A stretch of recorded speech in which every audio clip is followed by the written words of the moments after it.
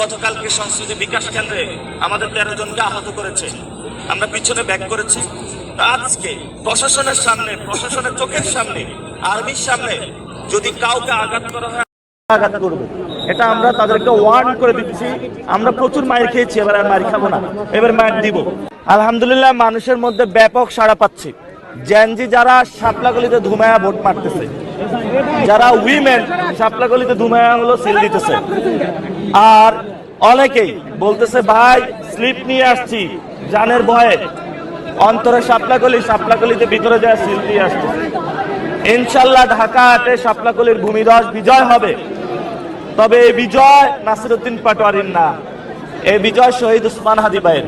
সকলে আমাকে বলছেন যে আমরা আপনাকে ভোট দিচ্ছি না, আমরা এই ভোটটা শহীদ ওসমান হাদি ভাইকে দিতাম। শহীদ ওসমান হাদি ভাইয়ের ভোটটা আপনাকে দিচ্ছি। ফলত শহীদ ওসমান হাদি ভাইয়ের হত্যাকাণ্ডের যে বিচার, এটা আমাদেরকে করতে হবে। আর আমি ঘোষণা দিয়েছি, যারা আমাকে কটু কথা বলেছে, খারাপ কথা বলেছে, মাইর দিয়েছে, আমরা তাদেরকে ক্ষমা করে দিয়েছি। আসুন ঐক্যবদ্ধভাবে কাজ করব। ইনশাল্লাহ আমরা জয়ী হলে আল্লাহর ইচ্ছায় সকলকে নিয়ে কাজ করব।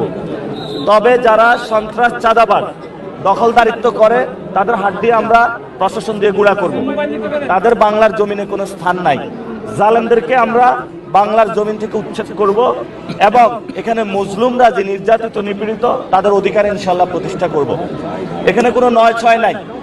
যে যত প্রভাবশালী হোক না কেন, আমরা ইনশাল্লাহ আল্লাহ ছাড়া কাউকে ভয় পাই না, গুনায় ধরি না। কে স্থায়ী কমিটির সদস্য, কার নামে কি, কার নামে কি এলাকা, আমাদের কাছে এগুলো মুখ্য বিষয় না। আমাদের কাছে মুখ্য বিষয়টা হলো জনগণ। ইনশাল্লাহ ঢাকা 8-এ জনগণের রায় হবে। সে রায়ের মধ্য দিয়ে নতুন বাংলাদেশ এবং সারা দেশে 11 দলীয় জোট যেইভাবে ভোট ব্যাংকে ভোট পড়তেছে, ইনশাল্লাহ তারা সরকার গঠন করবে। এবং অনেক জায়গায় হামলা হচ্ছে আমাদের উপরে, আমরা আমাদের নেতা